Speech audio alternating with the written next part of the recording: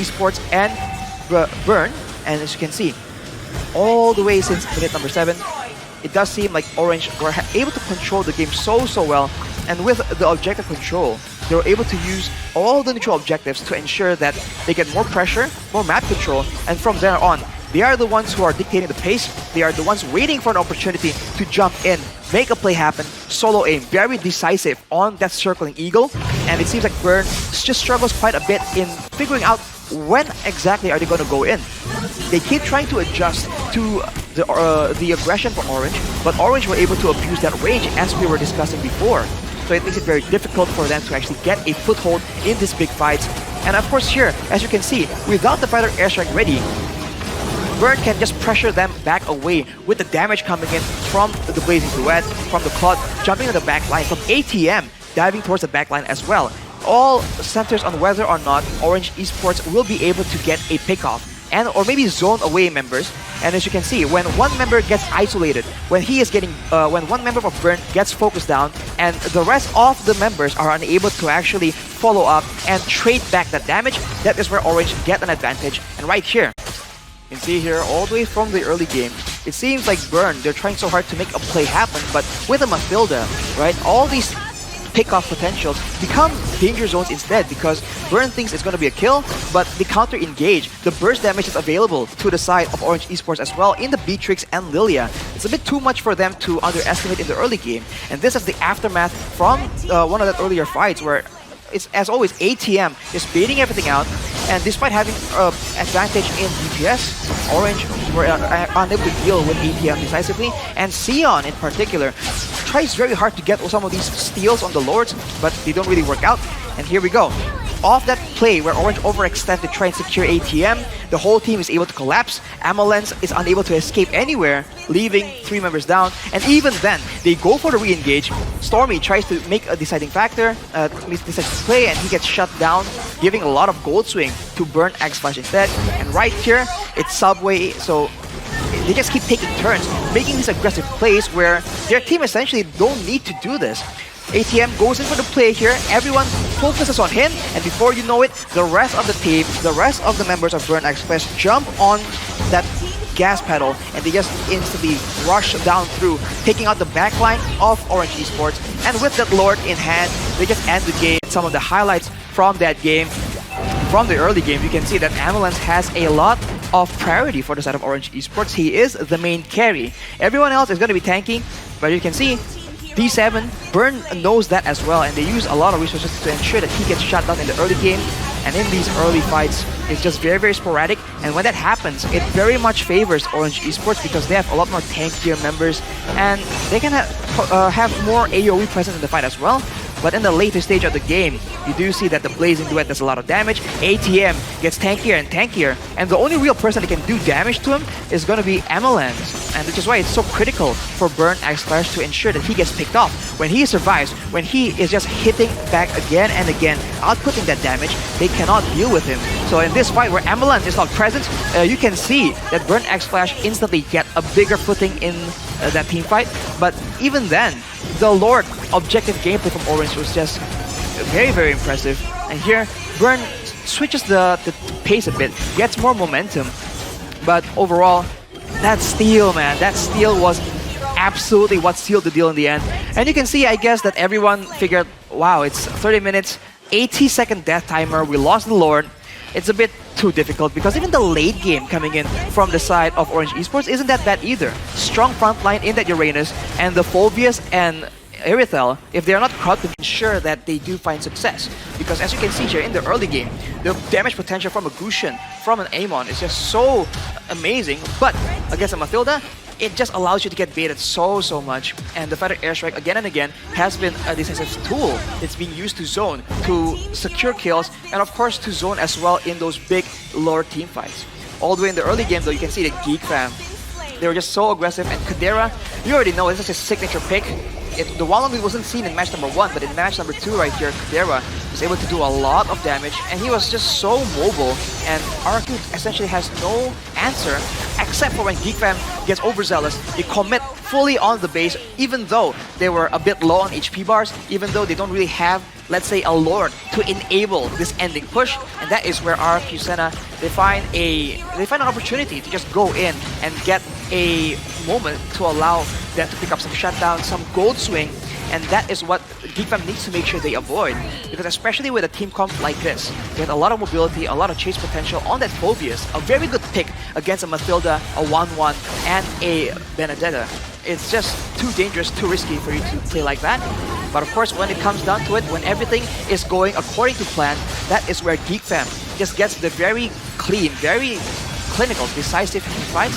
They just manage distance very, very well. They allow their backline to do that damage, and the executions be better. But now, we take a look at a bit of the highlights from that game to see how exactly were RRQ able to actually get ahead. Because early on, you see that GeekFam with the Mathilda, with the burst damage available, coming in from a boy, from Luke, a lot of very strong, intense early game damage. But here is where we can see it fall apart quite a bit. Having a wild charge onto 3 members is dangerous. Having Kadera picked off in the beginning of the fight, that is definitely not ideal. And look at that. Kadera is just so susceptible to getting burst down. And in this fight, Janna Cutie was able to salvage the situation. But overall, considering that front to back is the name of the game for RRQ, it really didn't end up being a massive factor as well. They were able to contest, get the Lord decisively, wait it out, make sure that they can pick off Janna Cutie to ensure that there won't be any steals happening. And then just like that, they just maintain the position and they ensure that their backline is relatively safe. And you can see that GeekFam gets a bit confused. They want to go for the objectives, they want to go for the kills, the priority targets as well. And despite having so much mobility, they get caught out again and again because RRQ has a lot more pressure. So you can see that there are dashes on Lancelot, on the Benedetta as well. But when RRQ can just cut you off your exit path like that, it's a bit too difficult. Right here, the Lord does spawn, and it does buy a bit more time, but with all the high ground, all the AoE available, RRQ just brute force their way, take out the Lord, take out any members available left, and they go scene from the previous games. Look at that, all the way in the beginning, Janna just doing a lot of damage, but it's always matched up coming in because the Hayabusa from Aether, he's also trying his best to do a lot of kills, but the damage speed is what makes a difference here. Janna's damage comes out so quick, you need to react really fast before it's too late. Whereas for Aether, for Hayabusa, it really isn't as decisive, as quick, and that is a big factor in deciding who actually comes out on top. And even though Violence is on the show, he's unable to actually get those massive plays, and overall, you can look at Kadera finding ways to actually do a lot of damage. And he has no issue at all diving into the front, staying in the heat of danger, provided that he does get the opportunity to absolutely deal an insane amount of damage that you come to expect from his 1-1. And if you are tunneled too much on that 1-1, that's when you can see a boy just doing a lot of AoE damage, and of course Janna looking for the priority members on your own team, and before you know it, you get taken out, especially when the Lord is in play. As we mentioned, burst damage coming in from Yushin is a lot stronger, a lot faster, and it's a lot more comboable as well. So if you have a team as strategic, as synergized as GeekFam, who are communicating perfectly, they just have so much more potential. And in the early game, Franco, Gushan, as well as you can see all in the early game, the Cult Altar has been so impactful, but of course when it's being able to be matched by your opponents, it really loses some value there. And look at that, the crowd control game, the Jeet Kune Dos, the knockout strikes coming in. These are what the fighters can do for your team. In the early game with 3 very strong fighters that can impact multiple lanes.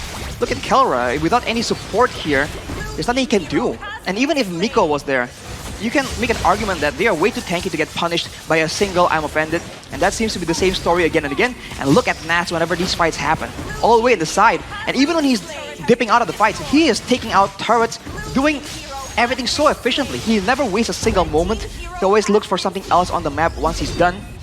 And with that advantage, with how mobile the players, the heroes from RSGR, they're able to continuously cut off people and catch them off guard. And with that advantage, with the gold lead they are able to actually secure with this aggression, they just go for the end and they just go very aggressive towards the base. And Omega they're just a bit too slow in the responses, and who can blame them? RSG was pushing the pace really fast, and you need to actually have a solid game plan at the beginning, because by the time you realize, but it won't even matter. take a look at some of the highlights here from that game, and all the way in the early game, you can see that the burst coming in and the mobility, right? It's just mobility and burst coming in from the Kadita as well as the Benedetta. And Irad is just an absolute menace in the front line. He's just going very, very aggressive. Because even worst case scenario, if Omega tries to match them in that aggression, the Cult Alter is just so much more efficient. And without a Valentina able to actually steal it back, they can't really mimic the same approach. For a smart Omega can't mimic the same approach that RSG was doing in the previous game. And once they have a bit of an advantage, it's just rinse and repeat again and again. And with Light being on essentially an assassin with a lot more dive potential, nowhere is safe, man. The front line is getting chunked open by Nat, by Irad, by Kosei as well. And the back line is always under constant threat of the Kadita, of Light just showing up and deleting everyone. Because if Kadita is actually snowballing, actually getting a lot of kills, she might as well be a mid laner. She might as well be a secondary carry. That is exactly what RSG put to use. And the scary part, the scariest part is that a team at the caliber of Smart Omega was only able to secure a single kill. RSG is so good at getting a lead, and once they do have anything, even the smallest of leads in their hands, they are not going to let go. They just slowly but surely constrict you, push you into the base, and they are so, so patient. They make no mistakes. Even there, when they, at the 30-minute mark, when they take a look right here, all during the early game, that ejector play, again and again coming in from Ouija, the pickoff potential is just insane, and it's something that Wijanarko very much enjoys. We've come to expect this from his Ruby, from the other supports as well. He's very flexible, and here with the Jawhead, throwbacks to Season 7, the pickoff is just insane. The tankiness is there as well to facilitate these dives, and the early game was just dominant, was just dangerous. Again and again, it just happened so quick. The flicker ejector combo just catches Alter Ego again and again, but when it comes down to those big team fights, right, the combos start rolling in, and it's just dangerous. And of course, the steal on the Lord coming in from Kids here is massive in ensuring that the game actually gets long enough. And here, look at that. It's an amazing flicker ejector, but they were unable to get the kill, and everything gets turned around. I think this was the beginning where everything just falls apart for Rebellion, and when they are already now corralled into small chalk points, that is exactly where Alter Ego wants them to, and wants them to go. And with the penalty zone, they were able to do a lot of damage again and again, and that is just the same story. They don't have to adapt to change anything because Alter Ego hasn't done anything too crazy, anything too different to try and maneuver around or strategize around this crazy engage and the crazy follow-up. They don't have the right crowd control to try and stop the fusion, even though they have the follow-up, which we can see here in the highlights of that previous game. In the early game, as you can see, the healing, the sustain coming in is just too difficult, and Kids gets caught out, and Dyron on the Paquito, just so aggressive, ensuring that Pi also can't make too many crazy moves. And once they have advantage, once they have pressure, what do? They keep going to a side lane that they want to shut down. Nino is constantly targeted, and even if he tries to get away, all the ultimates, all the resources used to try and make sure he gets taken out, because they understand that Nino is one of the main win conditions for Alter Ego. When he is able to, out of nowhere, get a double kill, get a triple kill, that is where Alter Ego can turn the game around.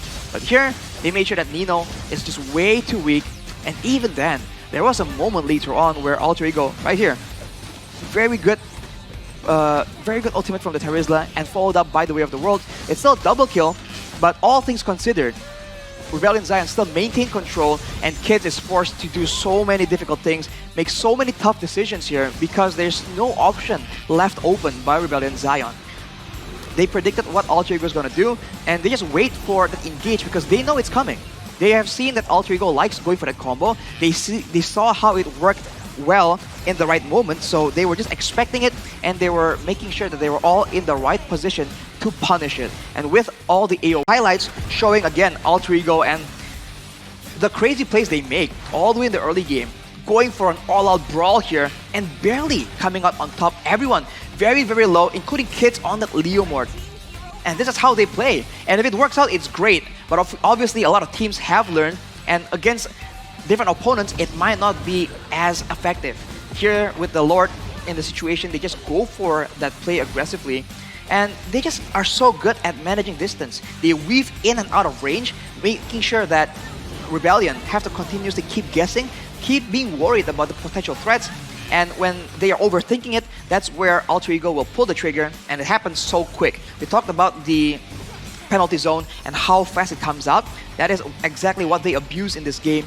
And Rebellion were actually able to survive for much longer than I expected. They do have a lot of tools to save their members. They also have great high ground with the Beatrix and with the Eve. But when the Leomar just comes in like that, when your ultimates have already been expended to stave off initial feints, aggressions coming in from Alter Ego, it's just way too difficult. And ultimately, with that Leomord pick, Alter Ego has come out on top. And I think a lot of